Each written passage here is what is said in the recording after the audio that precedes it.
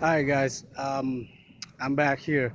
Um, this is the second part of the clutch master cylinder bench bleeding process here. It's ridiculous hot out here and it's humidity. I'm sweating like a pig out here, and I'm still here trying to make a video for you guys to see. Uh, I guess the sun went down a little bit, so it's not so hot, but it's still humid like crazy. But back to what I was saying about, continue what I was saying in my last video was you already know how to use the tool. You really don't need to use this tool. The next time I'm gonna do is I'm gonna rent a different tool, which is called a harmonic balancer tool. It has the 3 teeth, so that way it works. It can bolt into my master, my clutch slave cylinder right there. Um, so you can still use this steering gear puller tool, just that you're gonna be using this T only, just to push the piston with the ring uh, on this master slave cylinder.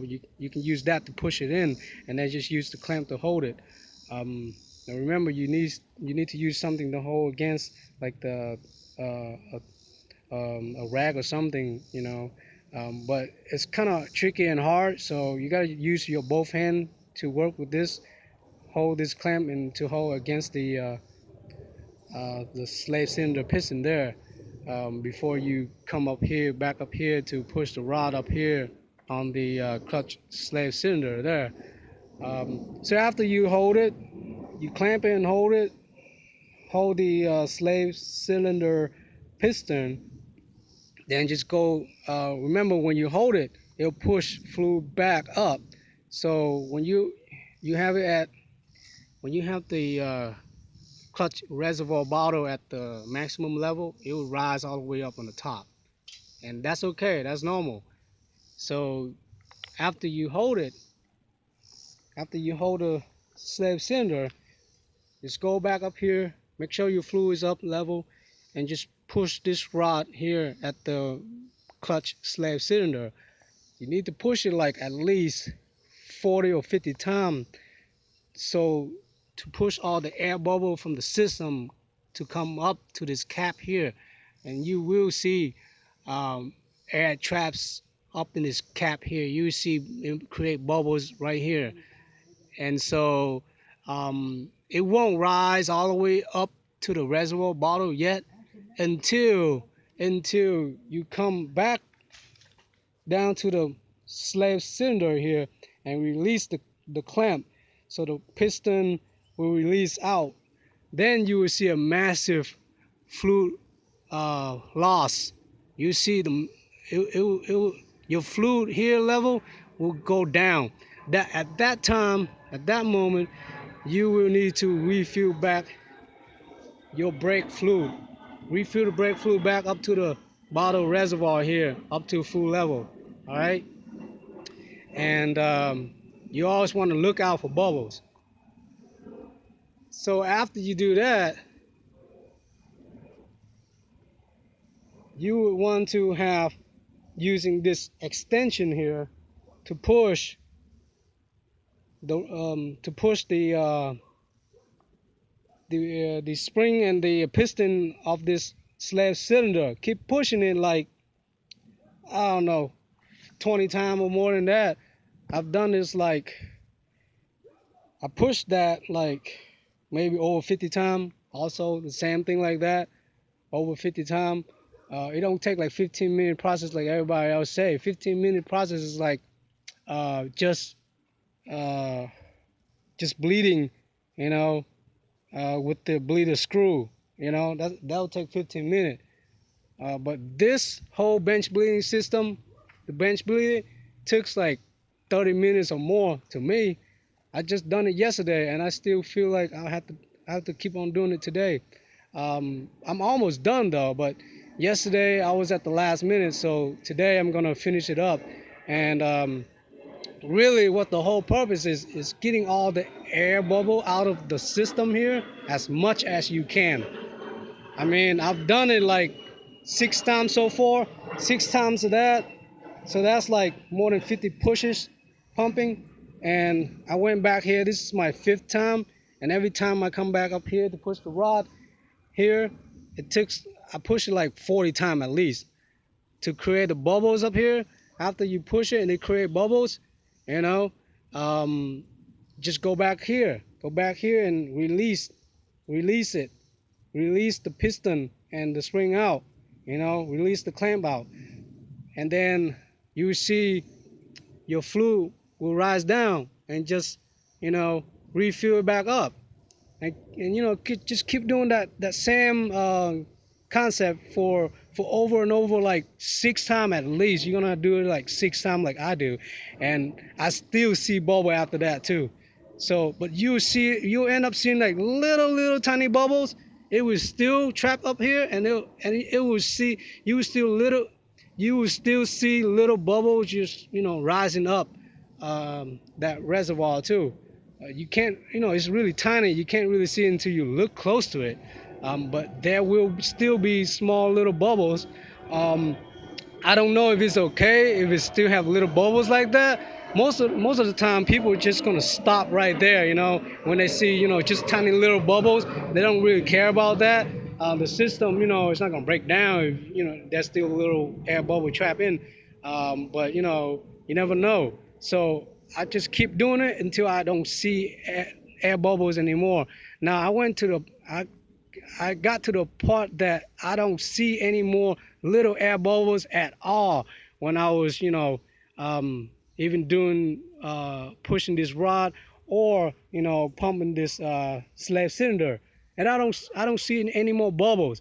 And I thought I'm done, but really after a few more time doing that, and it's going back and forth doing the same thing, and also remember, this is another thing I forgot to mention to you. Use the extension. When you block this cylinder up, when you block this piston up, not use the extension and tap on the uh, the hose line here, the clutch hose line here. So it gives you a concept. It's telling all the air bubble that's trapped needs to go up. Okay, air needs to go up. And when you do that, after you do that, of course you're gonna go back here and keep pushing the rods.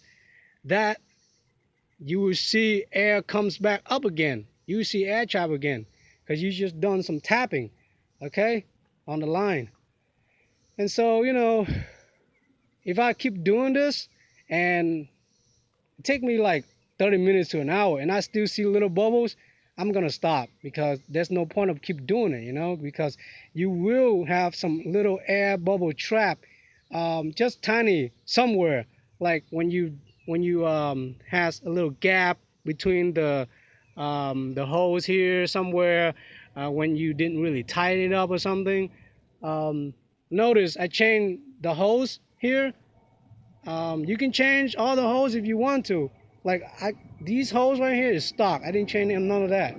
But you really need to tie up this bolt here, this cap bolts right there, and just tighten all your hose clamps, and that's about it. And of course, you remember need to tighten your bleeder screw. Need to tighten it because fluid will just squirt out, after you do some pumping. Because that's what happened to me. I was like, what? Where's the fluid come from? I find out I didn't tighten the bleeder screw. So just tighten that down. And the last thing is you're gonna work with uh, the the pin and the cotter pin here to install it back into your car. So I think I don't need to really show you how to do that because it's hard to make in a video like that too. If I'm going to work under my car, inside of my car, but you would know how to do that by this time. If you're doing this bench bleeding process, you would know how to take out the clutch master cylinder there. Okay. I don't need to show you guys on that video either. I'm not planning to do that video either. That's just too much time. But I will. I'm thinking about creating my own phone or camera stand. I have a tripod for my camera to let my camera stand already, but I'm creating something to hold my cell phone here for camera. Like I'm gonna create like a lamp wire or something, and a kit, something to hold my phone while I'm making videos, so I don't have to hold two hands, so I can use both hands to work on jobs, showing you guys how to do, certain thing better, because using two hands is always the best thing to do, even when I'm working my camera too. And with this job, you really need to have two hands. Sometimes you need three hands. But I've been using my legs and all that, you know, just to have that clamps into this slab cylinder. So you're gonna suffer, and having a hard time doing this part right here. But as far as this part up here, it's easy. You just need to pump it. Pump the rod there, as many times you can. You can use both hands if you want to. Um, but just keep your eye on the fluid level, okay? Because that's important. If not, it will trap air bubbles again, and you're gonna keep doing it again and again, and you wonder why the air bubble is still in there, because you didn't, fill up the fluid back up to the level. If it dries down, it will create airs, okay? Just common sense.